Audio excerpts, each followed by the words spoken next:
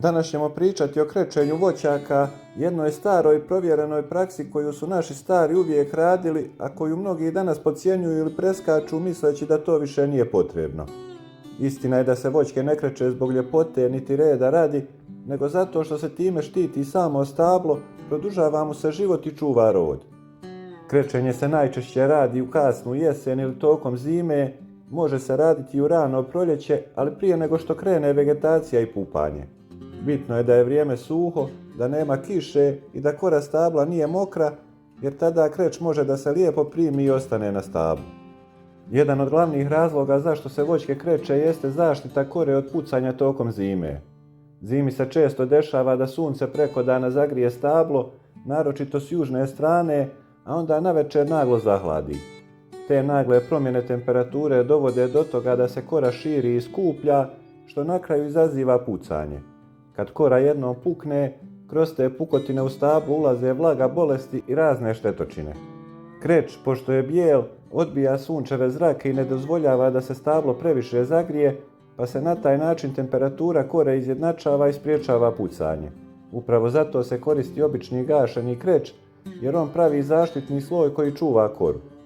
Drugi vrlo važan razlog za krečenje voćaka jeste borba protiv štetočina. Mnogi ljudi ne znaju da veliki broj insekata ne dolazi izvana u proljeće, nego prezimljuje upravo u kori drveta u sitnim pukotinama. Tu ostaju jaja, larve i razni paraziti koji se čim zatopli aktiviraju i napadaju mlade listove, cvjetove i plodove. Krečenjem se ta mjesta zatvaraju i veliki dio štetočina se uništava još prije nego što napravi štetu. Zbog toga se često u smjesu dodaje malo praha na bazi bakra, jer bakar dodatno spriječava razvoj gljivica i bolesti koje se lako šire u proljeće. Krečenje je isto tako veoma važno za sprječavanje raznih bolesti stabla. Bolesti na voćkama se rijetko pojave odjednom. One se razvijaju postepeno, najčešće upravo na mjestima gdje je kora oštećena ili ispucala. Vlaga se tu zadržava, a gdje ima vlage tu se brzo razvijaju gljivice koje kasnije izazivaju trulež, sušenje grana i slabljenje cijelog stabla. Kreć djeluje kao prirodna dezinfekcija, smanjuje mogućnost razvoja bolesti i pomaže da stablo ostane zdravo bez upotrebe teške hemije. Posebno treba naglasiti koliko je krečenje važno kod mladih voćaka. Mlada stabla imaju tanku i osjetljivu koru koja se lako ošteti i puno teže podnosi hladnoću, sunce i nagle promjene vremena.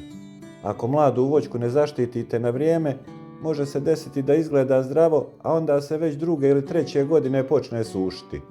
Krečenje pravi zaštitni sloj koji pomaže mladom stablu da preživi najosjetljiviji period dok ne ojača i ne razvije čvršću koru. Sve ovo ima jedan zajednički cilj, a to je zdravlje stabla i dobar rod. Zdravo stablo ima snage da rodi, dok se bolesno i oslabljeno stablo stalno bori samo da preživi. Krečenje ne košta puno, ne traži posebnu opremu, a može značajno produžiti život voćke i poboljšati kvalitet i količinu plodova. Zato su naši stari ovu praksu smatrali obaveznom, a ne nečim što se radi usput. Za ovaj video toliko, do sljedećeg, lijep pozdrav!